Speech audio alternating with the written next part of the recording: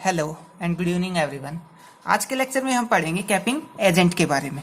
तो basically capping agent का use हम नैनो पार्टिकल को फैब्रिकेट करने में इसका यूज करते हैं, या उसकी जो करेक्टराइजेशन टेक्निक है उसमें भी नैनो पार्टिकल का यूज करते हैं, या फिर नैनो पार्टिकल का साइज कंट्रोल करने में भी हम इसका यूज करते हैं। तो बेसिकली इसकी नीड क्यों पड़ी? तो इसकी नीड इसलिए पड़ी, जब नैनो पार्टिकल हमारे पास डायरेक्टली काम नहीं करते तब हम उसकी कैपिंग करते हैं। कैपिंग करने का मतलब है यहाँ पे उस नैनो पार्टिकल्स के ऊपर हम दूसरी लेयर को कोट करते हैं, किसी दूसरे मटेरियल की लेयर को कोट किया जाता है। तो coating some layers on nano materials, ये होता है कैपिंग का मतलब। एग्जाम्पल के लिए अगर मैं आपको बताऊं तो सपोज दैट हम मार्केट से चूहे मारने की दवाई घर में लेके आते हैं, तो उसको हम घर में कैसे रखते हैं? उसको हम आटे में मिला के फिर घर के अंदर रखते हैं ताकि चूहे उसको आराम से खा सकें। तो यहाँ पे हमने क्या किया, जो हमारे पास चूहे मारने की दवाई थी उसके ऊपर हमने लेयर कोट की, उसके ऊपर हमने एक लेयर चढ़ाई। लेयर चढ़ाने का मतलब आटा हमने उसके ऊपर लगा दिया।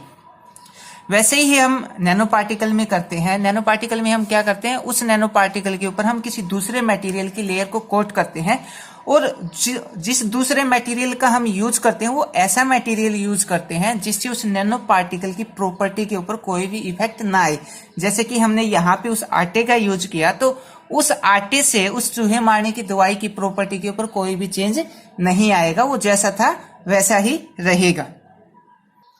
तो हम यहाँ पे बोल सकते हैं capping material should be choose that it would not affect actual property of nano particle। Means हम ऐसे मटेरियल की लेयर उस नैनो पार्टिकल के ऊपर चढ़ाएंगे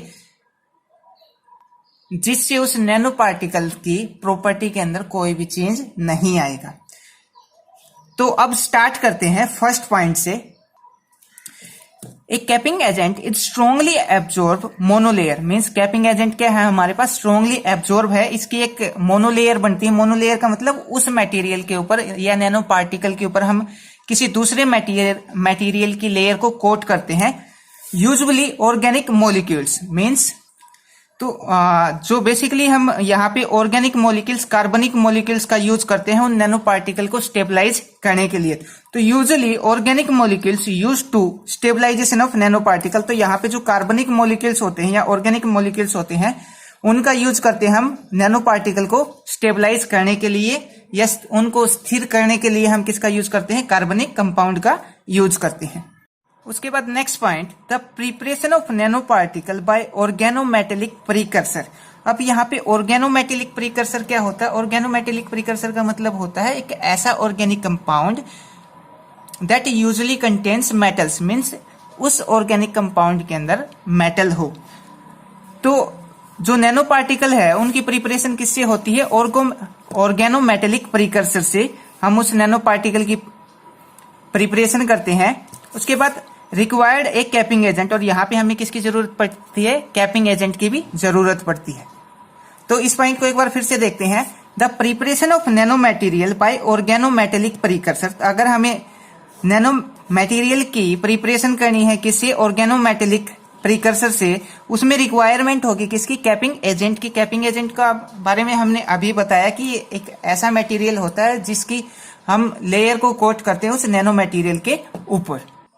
उसके बाद next point, which primary act as a stabilization agent. Means जो कैपिंग एजेंट है वो स्टार्टिंग में किसकी तरह बिहेव करता है? स्टेबलाइजिंग एजेंट की तरह बिहेव करता है। And provide colloidal stability. Means वो उसको सस्पेंशन में कन्वर्ट नहीं होने देता, जो कोलाइडल सॉल्यूशन है उसको स्टेबल भी रखता है। और साथ में अलोंग प्रिवेंटिंग